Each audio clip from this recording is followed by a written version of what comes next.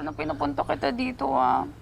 Si Beshi kasi pabigla-bigla magbilin eh. Tapos hindi man lang dinidisclose yung full details. Kaya nagpapanik ako kasi, ewan ko ba, hindi malinaw sa akin.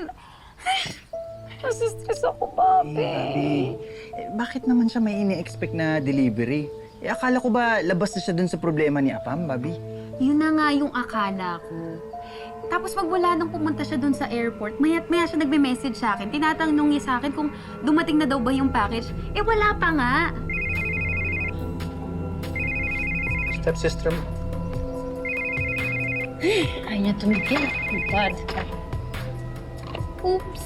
Sorry, not sorry, Kit. Alam mo, duda na talaga ako dyan sa akam na yun eh.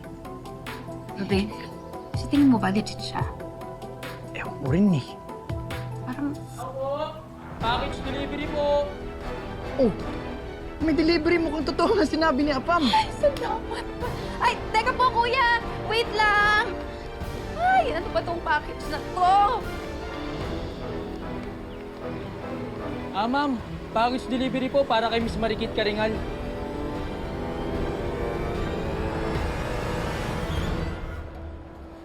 Kape. Ay, salamat, sir. Okay ka na ba, miss? Ngayon po, okay na ho ako. Ano ba raw oras darating yung hinihintay mo? Alam mo ba yung flight details nila?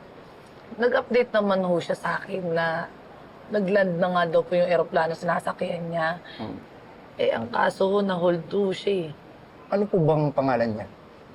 Victor Johnson po. Victor Johnson. Opo. Sige, ma'am. Itatanong ko sa loob. Maghihintay na lang ako rito.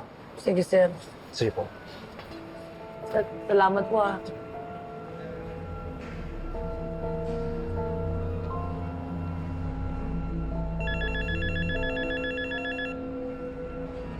Hi, Besh! Anong update? Magkasama na ba kayo ni Victor? Ngayon hindi pa, pero nag-land na daw yung aeroplanong sinasakyan niya. Pero bakla na-hold si Victor dun sa loob. Baka napagkamalang terorista. Ay, OA.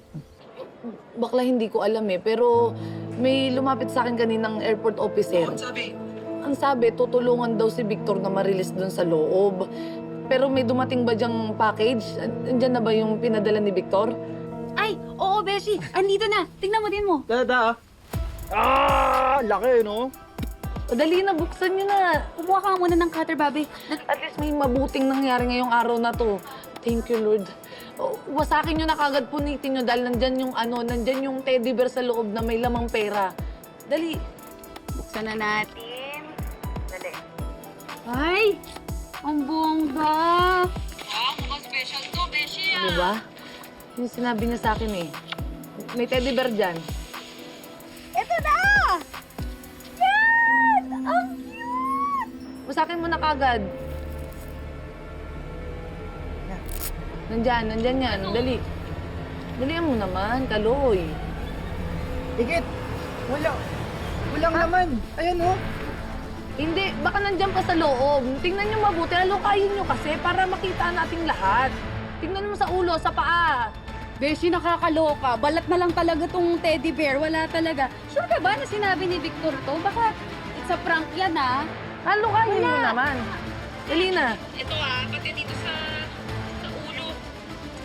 Higit, wala talaga kahit dito sa paa, oh.